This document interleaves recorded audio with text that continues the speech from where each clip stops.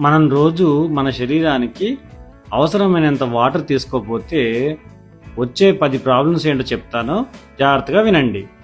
మొదటిది హెడేక్స్, తరచుగా తలనొప్పులు వస్తాయి. రెండోది మలబద్ధకం లేదంటే కాన్స్టిపేషన్. మూడోది కాన్సన్ట్రేషన్ పూర్తిగా తగ్గిపోతుంది. నాలుగోది చర్మం పొడిబారిపోయినట్టుండి జీవం లేనట్టుగా ఉంటుంది.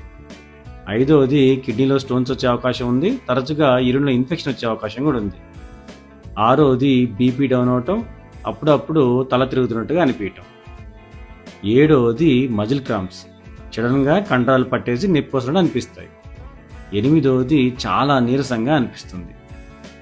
తొమ్మిదోది మూడ్ స్వింగ్స్, అంటే అప్పుడప్పుడు కోపంగా ఉండటం, అప్పుడప్పుడు నిరాశగా ఉండటం. ఈ విధంగా.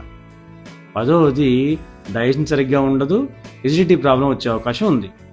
అందువల్ల మనం తప్పనిసరిగా రోజు శరీరానికి అవసరమైనంత వాటర్ కంపల్సరిగా తీసుకోవాలి.